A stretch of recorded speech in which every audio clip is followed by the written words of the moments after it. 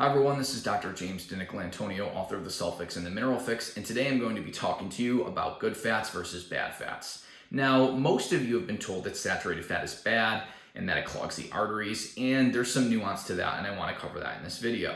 Now, a lot of us have also been told that vegetable oils are actually healthy for us because they may reduce cholesterol. But the problem is that when you cook with these vegetable oils, they are very susceptible to oxidation and they can increase something called oxidized LDL, which is way worse than being able to lower LDL levels. So in my opinion, and I've published numerous papers on this topic, consuming omega-6 seed oils like corn, safflower, sunflower, sesame seed, especially cooking with those types of oils, is really bad for your health. And there have been numerous clinical studies that have actually suggested this as well.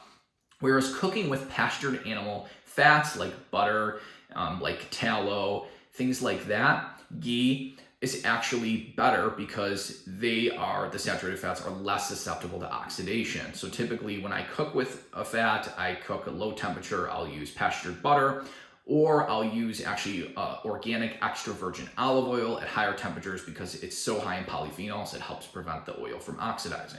So when it comes to cooking, I avoid the omega-6 seed oils and I cook with extra virgin olive oil or pastured animal fats, again, like butter, ghee, tallow, things like that. Now, when it comes to other healthy fats, a lot of us know that omega-3s are healthy. There's two different types of omega-3s. There are the plant omega-3s, which is ALA or alpha-linolenic acid, which is a ketogenic substrate. And then there's something called the long-chain omega-3s, which are basically EPA and DHA. And we can actually form a fairly good amount of DHA from something called DPA, which we get through grass-fed animal foods. So I like to consume grass-fed meats and grass-fed eggs because they are high in things like DHA for the eggs, DPA for the meat, and again, about 30% of DPA actually gets converted to DHA. Now, consuming about 3 grams of EPA and DHA has been shown to increase fat burning by about 20% at baseline and increases your fat burning by about 30% during exercise. So long-chain omega-3s are great for increasing your overall fat burning capacity. So I put omega-3s obviously in a healthy, good fat category. Omega-6s from natural foods like eggs, greens, and other foods like nuts and seeds is actually a way to get that type of fat. It's when you isolate the fat and produce these omega-6 seed oils, that's not healthy.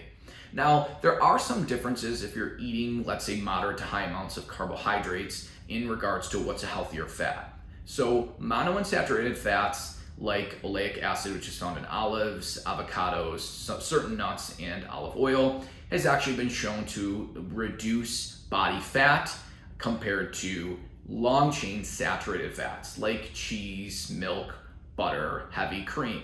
Now, this is on top of a moderate to high carbohydrate intake. And the reason why is because monounsaturated fats actually have a thermic effect twice as high as long-chain saturated fats, meaning it takes twice the amount of calories to actually burn through those fats compared to long-chain saturated fats.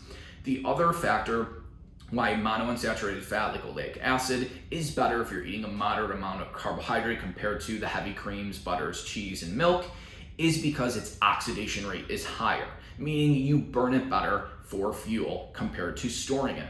So I hope this video was helpful on what are the healthy fats and what are not healthy fats. Obviously, trans fats are not healthy for us, and many of us know that, and that's when you deep fry French fries and oils, you form trans fats.